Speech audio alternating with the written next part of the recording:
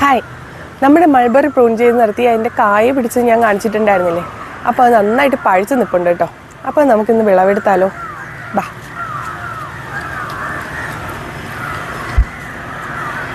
ഇത് കണ്ടോ, നല്ല കറുത്ത നിറത്തിലായിട്ടുണ്ട്.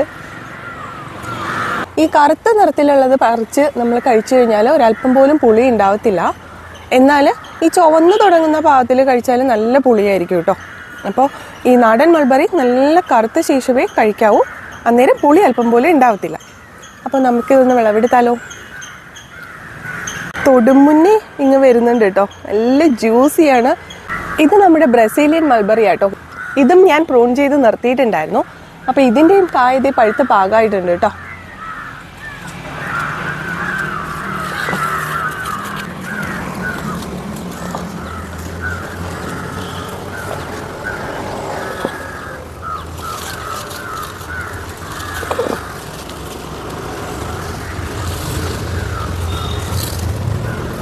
ബ്രസീലിയൻ മൾബറിക്ക് ഈ ഒരു പാകത്തിന് നമ്മൾ പറിച്ചു കഴിച്ചാലും പുളി ഉണ്ടാവത്തില്ല കേട്ടോ. നാടൻ മൾബറി ഭയങ്കര പുളിയായിരിക്കും, ഇത് പുളി ഉണ്ടാവത്തില്ല. ഇതേ കണ്ടോ, ഇത്രയും കിട്ടിയിട്ടുണ്ട്. നാടൻ മൾബറിയും ബ്രസീലിയൻ മൾബറിയും ഉണ്ട്.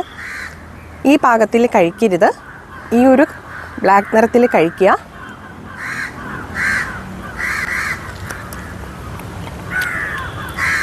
നല്ല മധുരം കേട്ടോ.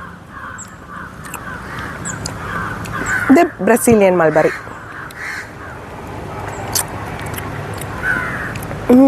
Super taste. അപ്പോൾ എല്ലാവരും ഇതുപോലെ ഒരു ഡ്രമ്മിലോ അല്ലെങ്കിൽ പോട്ടിലോ എന്തിലെങ്കിലും ഒരു മൾബറി നട്ട് വളർത്തുക. ഒന്ന് നമ്മുടെ നൊസ്റ്റാൾജിയുടെ ഭാഗമായിട്ട്, പിന്നെ കുട്ടികൾക്കൊക്കെ ഇത് അറിഞ്ഞിരിക്കാമല്ലോ, നമുക്കൊന്ന് കഴിക്കാമല്ലോ. നല്ലൊരു ബെറീസ് എന്ന് പറയുന്നത് നല്ലൊരു ഫ്രൂട്ടാണ്, നല്ലൊരു ഹെൽത്തി ഫ്രൂട്ടാണ്. അപ്പോൾ ഇതെല്ലാവരും ട്രൈ ചെയ്യുക. അപ്പോൾ വീണ്ടും കാണാം. ടാറ്റാ.